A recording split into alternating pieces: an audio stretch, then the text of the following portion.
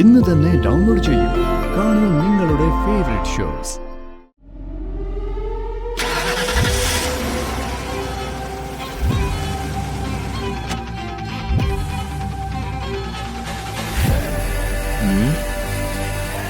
എന്റെ ദൈവമേ, തുടക്കം ഗംഭീരാക്കണേ. അപ്പൊ വിഷ്ണുവിന്റെ മറ്റൊരു അവതാരം ഇവിടെ ജനിക്കുക.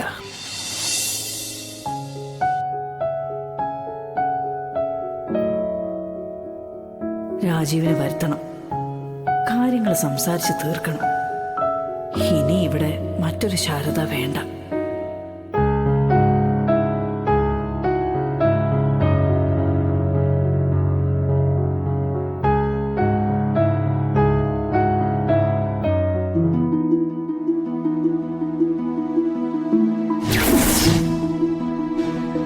അച്ഛനെ ഇത് ശരിയാവും തോന്നുന്നുണ്ടോ?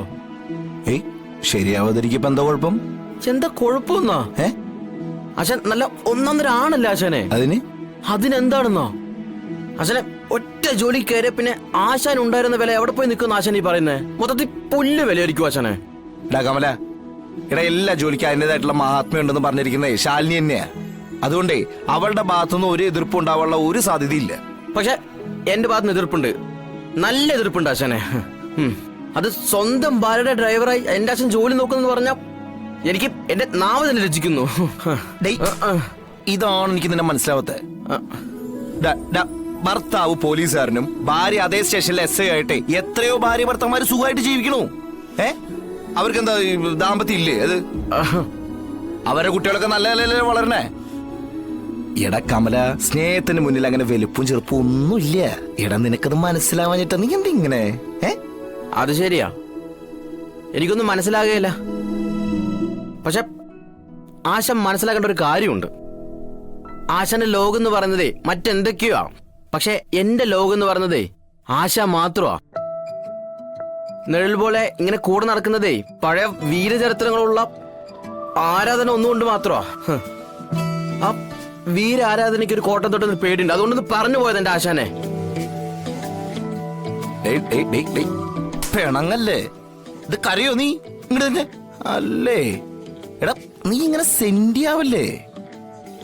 എടാ, ഞാൻ വേറെ ഏതെങ്കിലും പെണ്ണിന്റെ അടുത്തല്ലല്ലോ, എന്റെ പെണ്ണിന്റെ അടുത്തല്ലേ. എനിക്ക് എന്ത് ചെയ്യാനും സ്വാതന്ത്ര്യമുള്ള, വേണ്ടി വന്ന വരച്ച വരയിൽ നിൽക്കാൻ പറഞ്ഞാൽ നിൽക്കാൻ ബാധ്യസ്ഥയുള്ള എന്റെ സ്വന്തം ഭാര്യയുടെ മുന്നിലല്ലടാ ഈ വേഷം കിട്ട്. അതൊരു നേരം പൊക്ക് പോലെ അങ്ങ് പൊക്കോളും. പിന്നെ കൂടുതൽ ഭാവറ്റങ്ങോട്ട് കാണിച്ചു കഴിഞ്ഞാ വീട്ടിൽ വരുമ്പോ രണ്ട് പൊട്ടിക്കുന്ന കളക്ടർ മുഖത്ത് നോക്കി പറയാൻ ഈ ജോലിയിലിരിക്കുമ്പോഴല്ലേ എനിക്ക് പറ്റുള്ളൂ. ഇടം മനസ്സിലായ? ഇടം വേറെ ആർക്കട ഇങ്ങനെ ഒരു അവസരം ഒരാൾക്കും കിട്ടില്ല. പിന്നെ ജോലി സ്ഥലത്ത് അവളുടെ പവർ കാണിച്ച വീട്ടിലെത്തുമ്പോ ഭർത്താവ് വന്ന രീതിയിൽ ഞാൻ എന്റെ പവർ അങ്ങോട്ട് കാണിക്കും. നീ പോക്കേ? എന്തൊക്കെ തന്നെ പറഞ്ഞാലും അടിയും ഇടിയും ചങ്കൂറ്റൊക്കെ നടന്ന എന്റെ ആശാൻ ഏട്ടത്തേമ്മയുടെ മുന്നിൽ പഞ്ചപുച്ചോ അടക്കി ഓച്ചടിച്ച് നിൽക്ക് കാണാൻ എനിക്ക് പറ്റില്ല ആശാനെ. എനിക്ക് സങ്കടം ഉണ്ടാക്കും, അത് പറ്റില്ല. ഇവനും നീ വീണ്ടും ഇങ്ങനെ വിഷമിക്കല്ലേ? എടാ, ഈ ഡ്രൈവർ പണി ഭർത്താവ് തമ്മിൽ വലിയ വ്യത്യാസമൊന്നുമില്ല. ഞാനൊരു ഉദാഹരണം പറയാം, അത് കേട്ടോ. നമ്മൾ വീട്ടിലെല്ലാരും കൂടിയിട്ട് ഒരു യാത്ര പോവാന്ന് വിചാരിക്കുക. ആരാ കാർ ഓടിക്കുക? ഭർത്താവാണല്ലോ, അല്ലേ? അതാ വീട്ടിലെ ഡ്രൈവർ ആയിട്ടാണോ? അല്ലല്ലോ. അത്രേ ഉള്ളൂ. ഇപ്പൊ നീ ഓക്കെ ഇല്ലേ? എന്നാലും ആശാന്റെ ഒരെന്നാലും ഇല്ല. എടാ, ഇതൊരു സുഖം തരുന്ന ജോലിയാടാ. എന്നും എപ്പോഴും കണ്ടോണ്ടിരിക്കാൻ ആഗ്രഹിക്കുന്ന ഒരു മുഖം.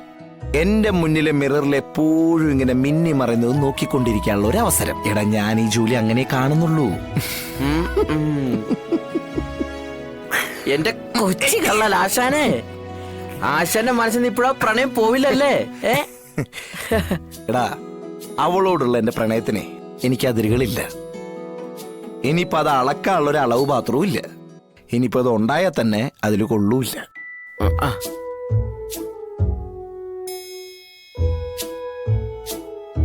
ഇന്നു മുതലേ ഞങ്ങളുടെ ജീവിതത്തിലെ മറ്റൊരു പ്രണയദിനം കൂടി തുടങ്ങാന്ന് വിചാരിച്ചാ മതി. എങ്കിലൊക്കെ ഞാന് ഹാപ്പി, ആശാന് ഹാപ്പി, എന്റെ ഏടത്തിയമ്മ ഹാപ്പി. അങ്ങനെ പറയാൻ വരട്ടെ. ഈ വിശ്വരൂപേ നിന്റെ ഏട്ടത്തിമ്മ കണ്ടിട്ടില്ലല്ലോ, അറിഞ്ഞിട്ടും ഉണ്ടാവില്ല. കടമ്പ എങ്ങനെ ചാടിക്കിടക്കാൻ പറ്റുമെന്ന് നോക്കട്ടെ. ബാക്കിയൊക്കെ അത് കഴിഞ്ഞിട്ട് നമുക്ക് തീരുമാനിക്കാം.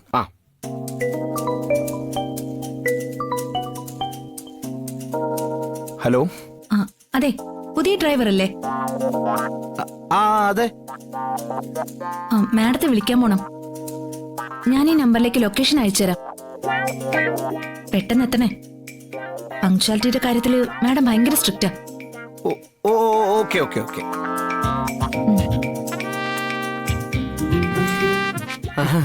വിളിച്ചത് അനുപല്ലവിയെ. എടാ ആ ശാലിയുടെ അസിസ്റ്റന്റ് മേഡത്തിനെ വിളിക്കാൻ ഞാൻ ലൊക്കേഷൻ അയച്ചുതരാത്രേ. എന്റെ ഭാര്യ വീട്ടിലേക്ക് എന്തിനാണ് ഇവളുടെ ലൊക്കേഷൻ? പിന്നെ വേറൊരു കാര്യം പറയുമ്പോ എനിക്ക് ശരിക്കും ശരി വന്നു. മേഡം ഭയങ്കര സ്ട്രിക്റ്റ് അത്രേ. എടാ ഇനി ഇവിടെ നടക്കാൻ പോണ നീ കണ്ടോ? സമയമുണ്ടല്ലോ, അത് ഇവിടെ നിന്ന് ഇങ്ങനെ കറങ്ങും, അല്ലെങ്കിൽ ഞാൻ കറക്കും. എന്താ ചേനെ? അപ്പൊ മോനെ, തൽക്കാലം എന്റെ ഓട്ടോശ്രീ മോളെ ഉണ്ടല്ലോ, ഞാൻ നിന്റെ കയ്യിൽ ഏൽപ്പിക്കുക. അച്ഛനെ സത്യം? ഇനി ഒരു ഉത്തരവ് ഉണ്ടാവുന്ന വരെ നിന്റെ ഉത്തരവാദിത്വമാണ് കേട്ടാ. ഉത്തരവേ?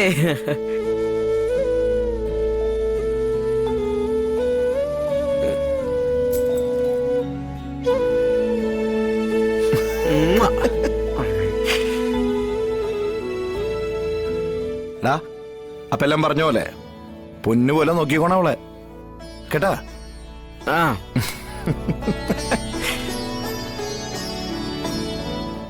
അച്ഛനെ ഡ്രസ് വെള്ളയും വെള്ളയും മറന്നുപോയേനെ.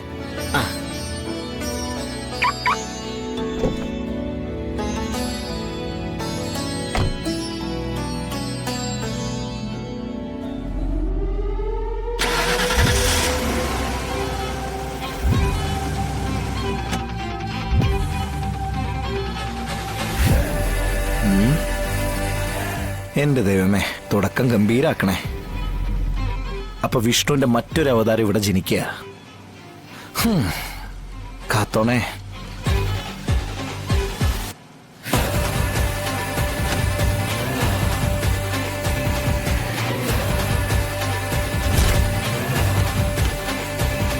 പോടാ.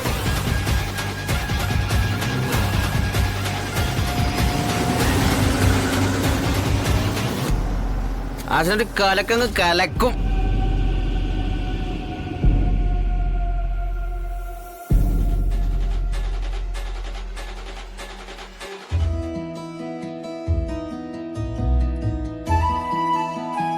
ഈ വീട് നിനക്കൊരു ഐശ്വര്യമുള്ള വീടാ മോളെ. ഇവിടെ നീ വന്നു കയറിയതിനു ശേഷം നിന്റെ ജീവിതത്തിൽ പല മാറ്റങ്ങളും വന്നു ചേരും. അതിന് ഏറ്റവും വലിയ തെളിവാ ഇപ്പൊ നിനക്ക് ദൈവം അറിഞ്ഞു തന്നിരിക്കുന്ന സമ്മാനം.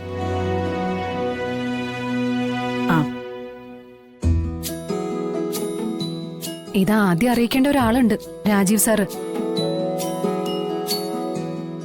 ഏത് വലിയ വഴക്കും ഒരു കുഞ്ഞു കടന്നു വരുമ്പോ മാറും. രാജീവ് ഇതറിയുമ്പോ നിന്നോടുള്ള സ്നേഹം കൂടും മോളെ.